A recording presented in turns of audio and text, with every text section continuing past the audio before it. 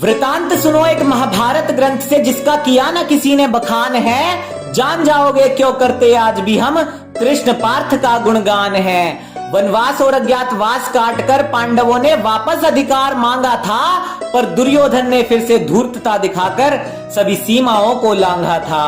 अरे शांति प्रस्ताव लेकर पहुंचे कृष्ण मुरारी एक अंतिम कोशिश करने को, पर अधर्म में लिप्त हुए दुर्योधन की अक्ल गई थी घास चरने को।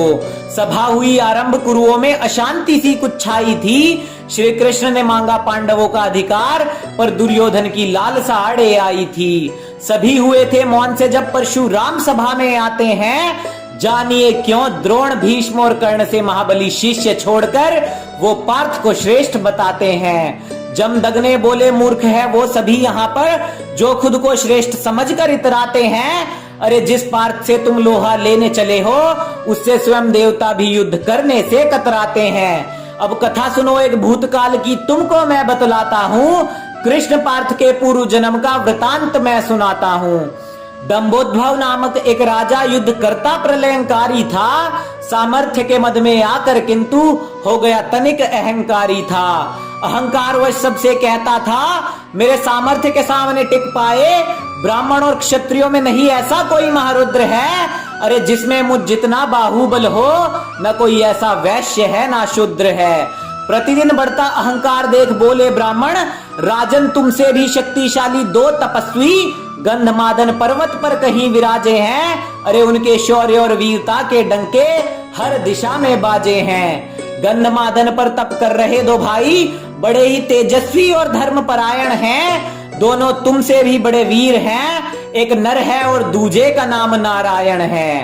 दंभोद्भव जब पहुंचा समक्ष उनके, देखा तप में लीन वो वीर थे। नहीं समझा वो दोनों विष्णु रूप हैं, एक आत्मा और दो शरीर थे। दंभोद्भव दोनों से बोला, ऋषियों मुझसे दो दो हाथ करो, मैं अपनी समग्र सेना लाया हूँ, युद्ध हमारे साथ करो। नर नारायण बोले, हे राजन ये तपो भूमि है, युद्ध यहाँ का ना कोई काम है। जाओ युद्ध करो उनसे जिनके रण कौशल का तीनों लोकों में सम्मान है। दंभोद्भव फिर भी हट करता रहा, शायद विनाश उसका आया था। फिर क्रोध में आकर मुनि नर ने शस्त्रों की भांति कुशा और तिनकों को धरा से उठाया था। बोले मुनि नर, अरे मूर्ख आज तू युद्ध में मुंह की खाएगा, तब जाकर तेरी मति सुधरेगी, तेरे युद्ध का मोह दूर हो जाएगा। अरे युद्ध का आवाहन पाकर राजन ने मुनियों के ऊपर नभ को असंख्य तीरों से पाट दिया, और महातेजस्वी मुनि नर ने सभी तीरों को दुर्वा और तिनकों से था काट दिया। फिर जाकर मुनि नर ने दंभोद्भव के अहंकार को क्षीण किया, जब मात्र कुशा के प्रहार से समस्त सेना के आंख कान को बींद दिया। अरे पांव पकड़कर दंभोद्भव ने नर नारायण का सम्मान किया, और करुणा से भरकर दोनों ने उस राजन को क्षमादान दिया। कथा सुन परशुराम की सभासद सारे मौन थे।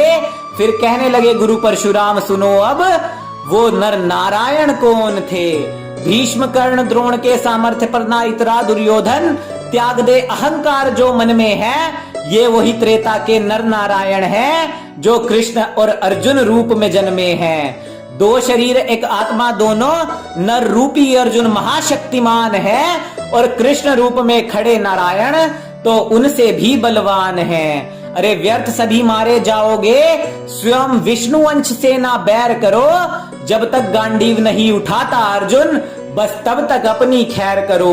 गर्जना कर फिर बोले गुरु परशुराम, ऐसे शस्त्र है धरता धनंजय, बड़े बड़े योद्धा होश खो देते हैं। मूर्ख हैं जो वो खुद को श्रेष्ठ समझकर आवाहन पार्थ को देते हैं। ग्रंथों को जानकर भी जो अधर्मियों के तलवे चाटे, उस व्यक्ति के जीवन पर धिक्कार है। और जिसका जयगान स्वयं गुरु परशुराम करे, उस अर्जुन का अंधभक्त बनना भी हमको स्वीकार है। अरे सभी योद्धाओं के कौशल को सम्मान हम देंगे, पर गुरु परशुराम को ना झुठलाएंगे।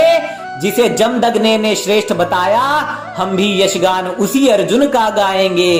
प्रेम करुणा है आधार हमारा, पर धर्म के मुद्दे पर थोड़े सख्त हैं। जिन नर नारायण से हमें गीता का ज्ञान मिला है, गर्व से कहते हैं हम उन कृष्ण अर्जुन के भक्त हैं।